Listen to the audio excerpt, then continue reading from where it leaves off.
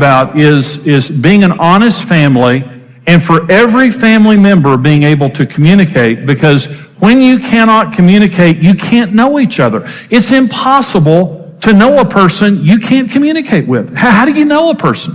How do you gain intimacy in your relationships if you can't talk? The other thing is, how can you resolve conflict? It's inevitable in every marriage and every family. There are issues. You get on each other's nerves. You say and do things that hurts another person. You have to be able to resolve those things, or they just accumulate. And the other thing is, you assume things that aren't true. If you're not able to talk, the devil's called the accuser of the brethren. He's always trying to divide our relationships. He's always trying to interpret other people's behavior to us. When I can't walk up to you and say, hey, I've been thinking this. Is this true or not true? Because I'm not sure. And you say to me, oh, that's not true. I say, well, thank you. Now I have the truth. If I can't walk up to you and say that, I have to assume things, and that's what the devil loves. The devil loves for us not to be able to communicate so that we build, just dysfunctional relationships and aren't able to resolve the issues between us. But when we are able to talk, we know each other intimately. We know each other because we're talking about deeper things. We're able to resolve conflict, and we're able to keep the devil out of our relationship. So the question becomes, how do you build an honest family? I'm going to talk about 3 steps in building an honest family. And the first is, you're an honest person. You become an honest person. An honest family is built around honest individuals, and the parents are critical in this. The parent sets the example of being honest. So let me talk for just a minute about being an honest person. This is Psalm 15, and here's what Psalm 15 says. Lord, who may abide in your tabernacle, and who may dwell in your holy hill? He who walks uprightly and works righteousness and speaks the truth in his heart. Now, let me say this about God. Intimacy with God requires an honest heart. And the psalmist here is asking a question. Lord, who can come into your presence? And then he answers the question. You have to speak truth in your heart. You have to have an honest heart. Well, the truth is there are people that don't speak truth in their heart. I didn't before I got saved. In fact, I didn't for years into our marriage. I did not speak truth into our hearts. So let me talk for just a minute. Now, I want you to test yourself, if you would, being honest with yourself. I want to talk about what makes an honest heart. If we're going to have an honest family, and we're going to be honest people, especially the adults now, we're going to set the example to our children of being honest people. Let me talk about several things that make an honest heart. First of all, an honest heart is a teachable heart. Okay? It's approachable. I want you to test yourself on this. The Bible says if you correct a wise man, he will love you. But if you correct a fool, he'll hate you. How you respond to correction tells you how teachable you are. A wise person loves to be corrected. Doesn't mean they don't want to be disrespected or talked down to. But see, if you're doing something wrong and a person walks up to you and says, hey, that's wrong, you need to correct that. A wise person says, thank you so much. Gosh, I don't want to do that wrong. I don't want to live the rest of my life doing that wrong. Thank you so much. A fool says, well, don't ever talk to me like that again. I know what I'm doing. And they're real defensive. Are you defensive? Do you have a chip on your shoulder? Do you think you know it all? Or are you approachable? Do you have a teachable spirit? Because a teachable spirit precedes success in every area of life.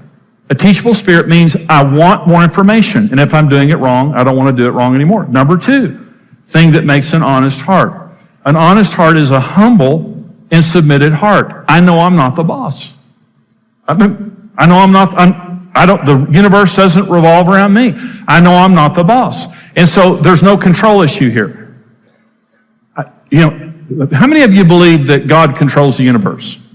Okay, that means I don't. Let me say another way. How many of you believe when it's all said and done, it's all about God, right? That means it's not about me. But there are people who believe the universe revolves around them, and it's all about them. And they're not humble, and they're not submitted, and they're impossible to talk to. When you believe that everything revolves around you and that you're in control, you can't have a relationship with a person like that. And all of us have someone like that in our families. And I'm thinking of a person right now in our family, not our children or people, immediate family, but there's a person in our family that is absolutely, totally in control at all times. And there's been several times that I've had close interaction with this person because of a problem in our family. Again, this is, extended family. And every time I've said something to this person that disagreed with what they thought, they literally shouted me down. And I would be saying to them, this was a real problem going on in our family. And I was, I don't have to interact with this person very often, so I had to interact with them because of what was going on. And I began talking with them. And when I began to say something, and it was the truth, lovingly, I was being very loving, very kind, and I was saying truth. Literally, when I started saying it, they said, wait. Literally shouted me down. And I thought to myself, and I wouldn't say this to that person, why don't you be quiet and listen? That's the way you feel when you're around that kind of a person. Why can't you just listen to somebody? Why do you have to be in control? Who do you think you are? God. They think everything revolves around them. So are you humble and submitted, and do you understand it's not about you? I mean, the world, and you're not in control. I'm not. I used to think that, though. The third thing that makes an honest heart is a heart that understands the love and grace of God, and that is truth is my friend. Truth is not my enemy. The truth will always help me. The truth will never hurt me. A person may be hurtful, but not God. See, I used to be afraid of the truth. I thought it was all about me, and I was completely unapproachable, and we were on the brink of divorce. As a father and as a husband, everything I said here, I did the opposite.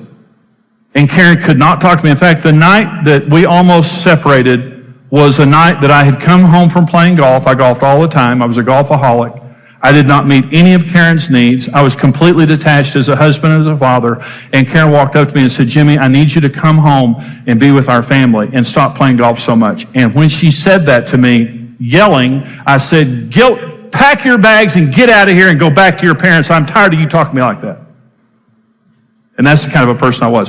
That's the night that God broke through my heart. Because of Karen's prayers, God broke through my heart, and I saw myself for the jerk that I was.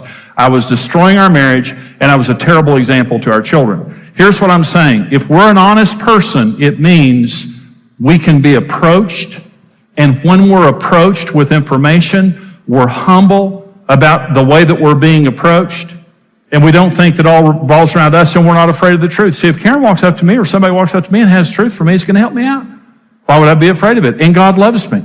He's not against me. His truth is for me. So that's number one, being an honest individual. Here's the second step in building an honest family, and that is being an honest couple. Now, I realize in some of your families there's not a couple, but these things still apply to couples when there's a marriage in the family.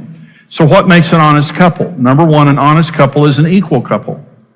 There can't be any control. Now, when Karen and I was raised in a family where there was a lot of chauvinism.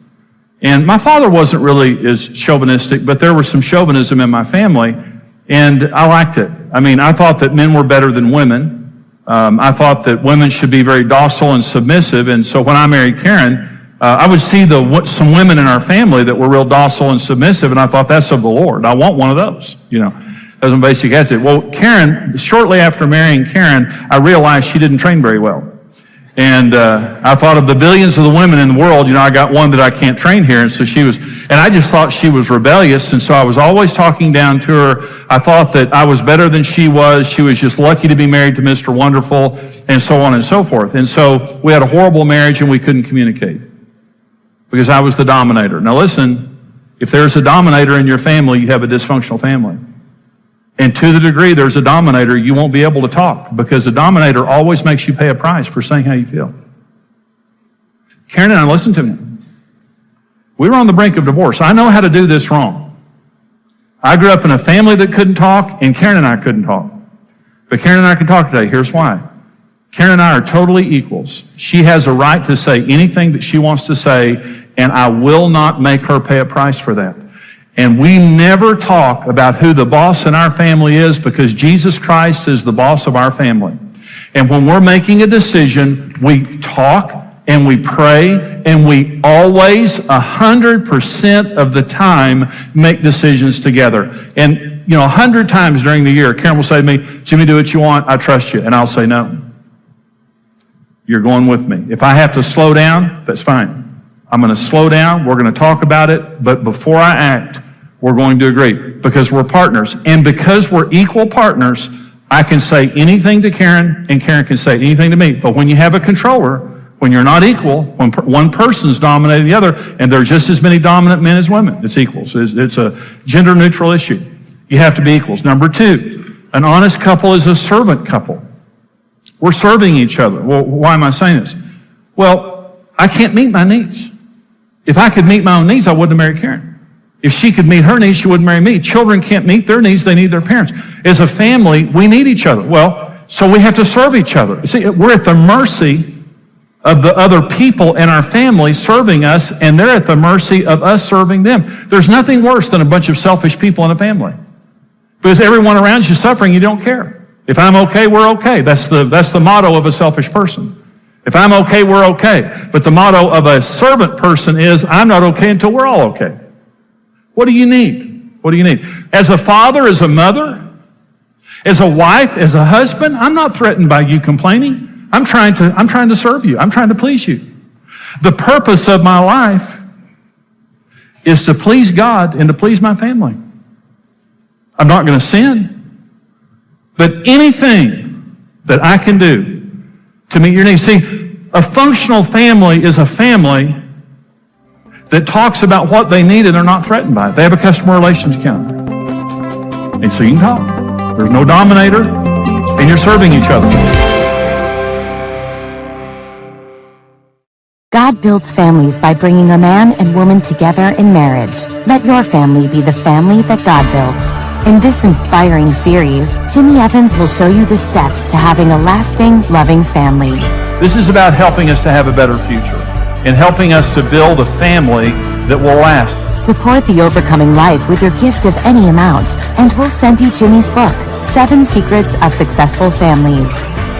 Receive the complete series, The Family That God Built, on CD or audio download, and Jimmy's book, 7 Secrets of Successful Families, for your gift of $45 or more. For your gift of $90 or more, you'll receive the complete video and audio series, The Family That God Built, on DVD and CD or as a digital download, along with Jimmy's book, 7 Secrets of Successful Families. Follow God's plan for building healthy families and have a successful family for generations.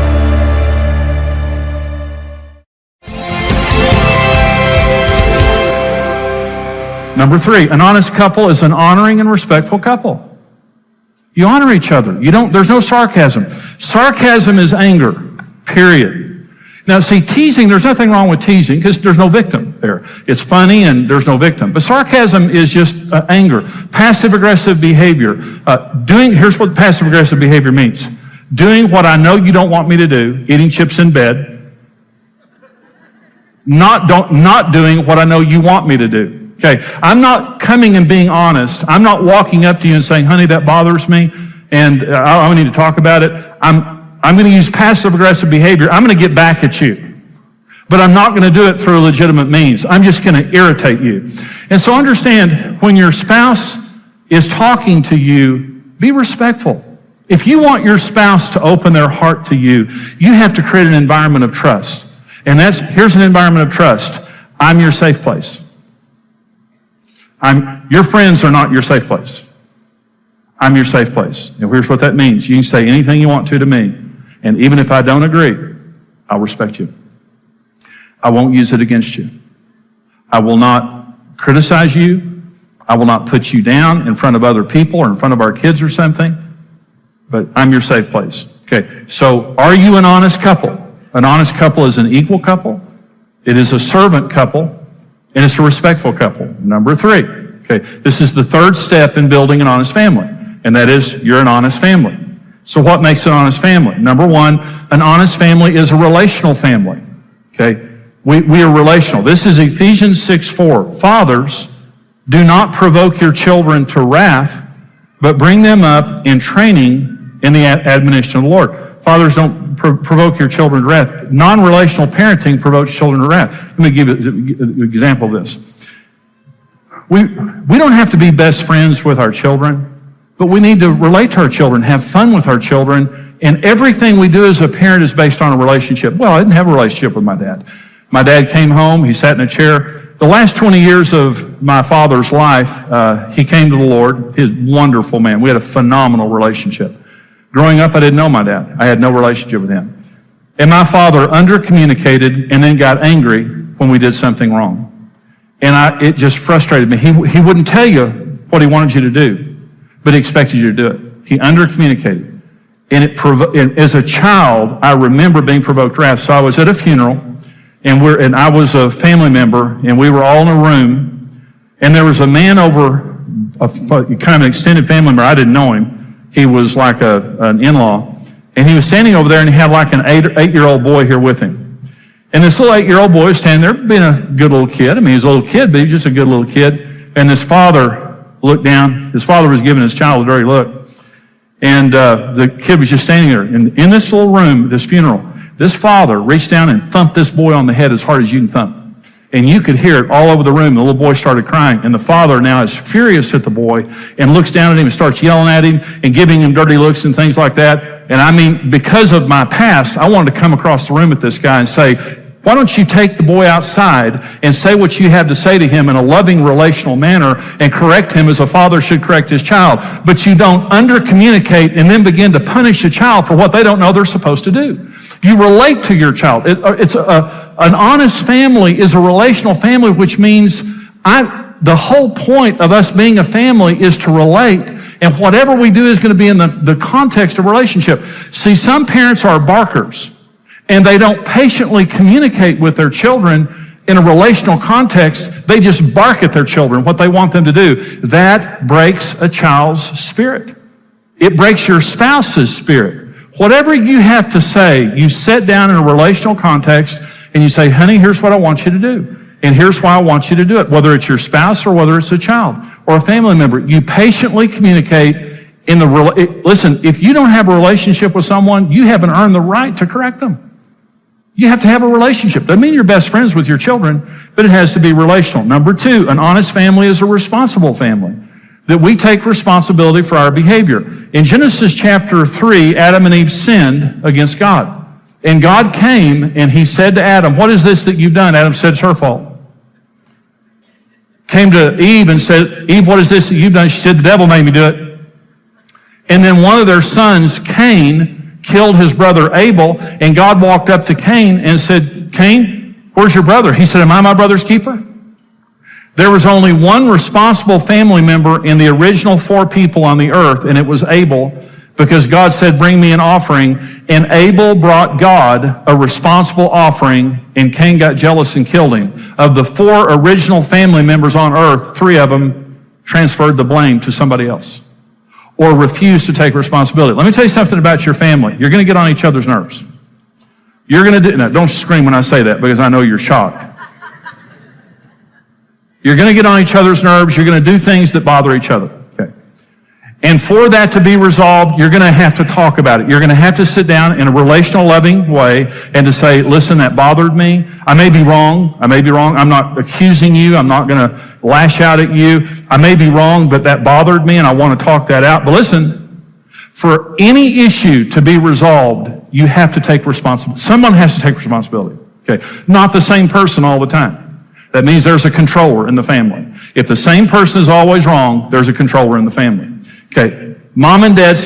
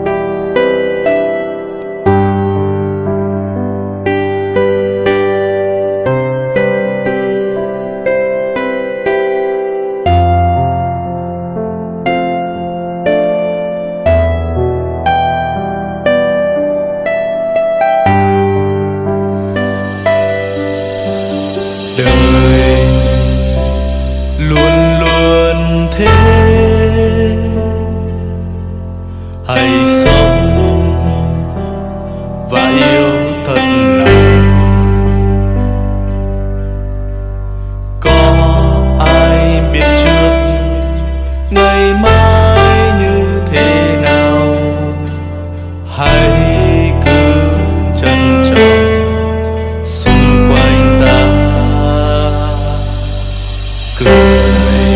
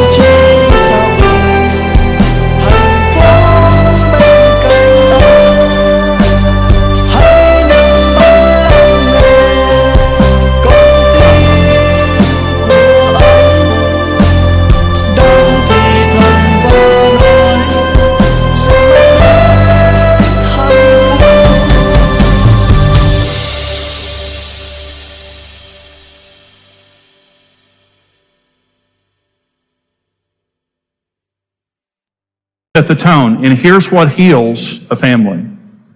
I was wrong. I'm sorry. Will you forgive me? In a sincere way. I was wrong. I never said I was wrong for the first 3 years of our marriage, not one time. Every time there was a problem, I became a prosecuting attorney trying to convince Karen that she was the problem. And when our marriage changed, on the night that I told Karen to get out of the house, I walked into the bedroom and said, I'm going to hang my golf clubs up. I'm sorry. I was wrong. Will you forgive me? It's the first time I'd ever said it.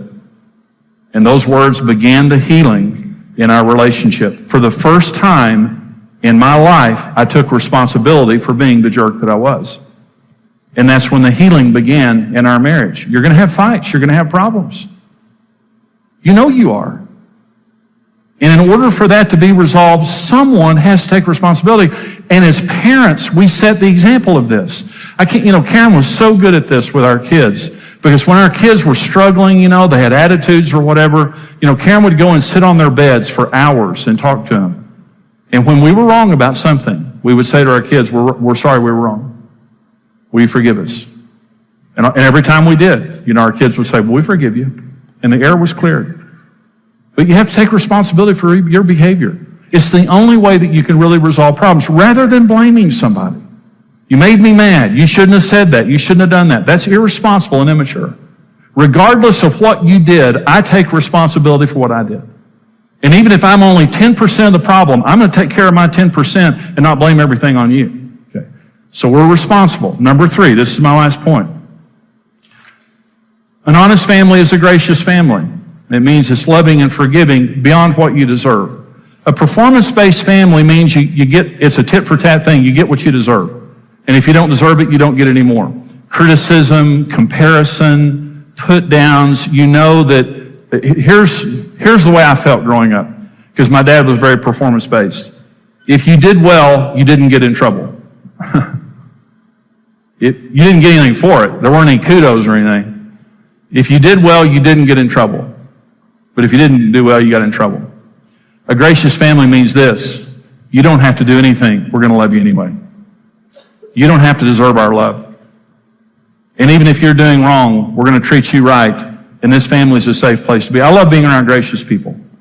Gracious people are the easiest people in the world to relate to because they're not performance-based. And when you do something wrong, they're quick to forgive. Performance-based people means you'll have to deserve my love. You're going to have to perform for my love. And that creates just this chilling atmosphere in a family where you're always afraid you're going to get rejected. You're always afraid that you're in trouble. We're going to talk things out. If there's a problem, we're going to relationally talk things out. But even if you're imperfect, even if you don't respond the way that we want you to, the atmosphere in this family is we're going to love each other in a godly way, and we're going to give each other more love than we deserve. And that creates the atmosphere for honesty.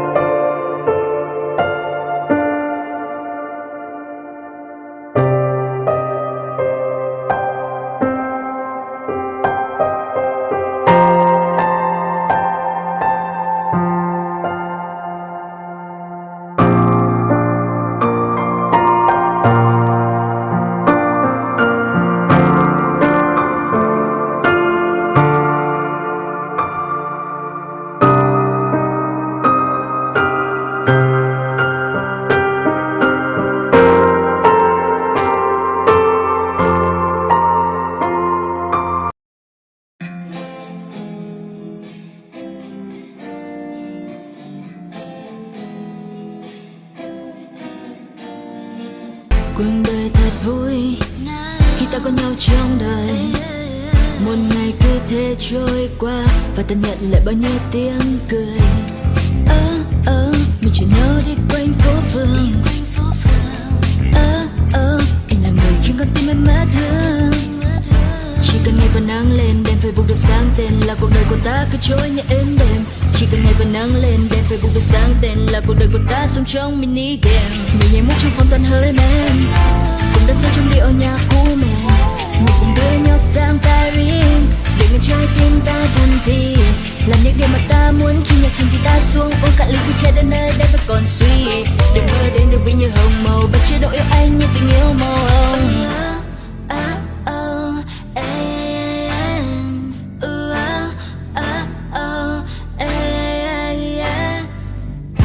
Anh như là con thuyền, em như là đắm chìm. Anh như là cơn nghiện, làm con tim em yêu đến phát điên. Mình chỉ nhớ đi quanh phố phường. Anh là người khiến con tim em mất. Cause I don't give a fuck what you say. Yeah, I'ma do shit my way. So you can go kick rocks, I'ma stack bricks up, build what I want to make.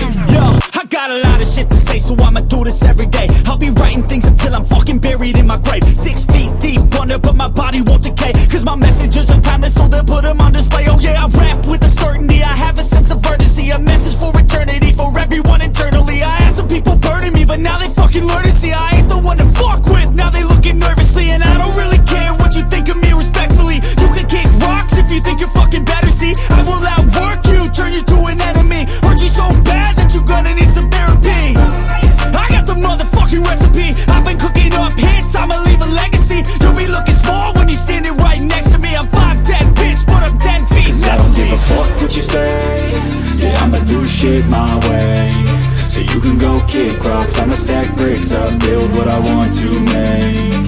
Cause I don't give a fuck what you say. Yeah, I'ma do shit my way. So you can go kick rocks, I'ma stack bricks up, build what I want to make. Yeah, I'ma do it my way.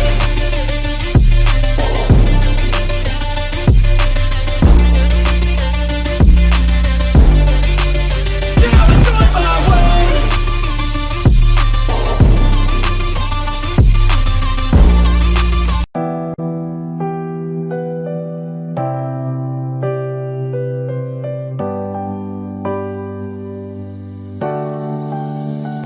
Hoàng hôn 4 giây góc phố dài, mình em bâng thăm những nước mắt trên đôi vai này. Anh không bên cạnh, giờ khỏi vòng tay ấy là những vụn vỡ. Nơi phố vắng đã cũ một xa, ta chẳng còn đón đưa nhau khi bao giông tố ngày mưa. Và dòng ký ức đã cất sau lưng rồi, mà mình giờ đã khuất lát phát sau con đường. Chỉ còn lại mình em lang thang nơi góc tối, là vầng giờ đang mưa dòng người dần đưa thức qua một giờ. Tìm lại bình yên cũ, nơi ta có nhau và giờ chỉ còn thương nhớ. Nơi đây em mang em vẫn chưa thể quên đi những quá khứ ai ta hiện về. Và em vẫn thương anh, dù cho nỗi nhớ kia có phai mờ, dù cho bao khoảng cách có đánh đổi bằng sự lặng im. Và em vẫn sẽ chờ cho đến khi anh quay về, chờ lại bên em, ở lại bên em. Nếu như không có anh ở đây, buồn là điều duy nhất em có cho mình. Trở lại bình yên của em lúc xưa, sự tự do mà em mong anh thật có phải sống yên bình. Em vẫn ở nơi đây mong anh được an lành, dù em có đánh đổi cả ngàn phút giây để anh được hạnh phúc. Em đâu có thể giữ lại được trong bàn tay anh, nhưng biết sao giờ đây, em nói sao giờ đâu để anh không đi, em không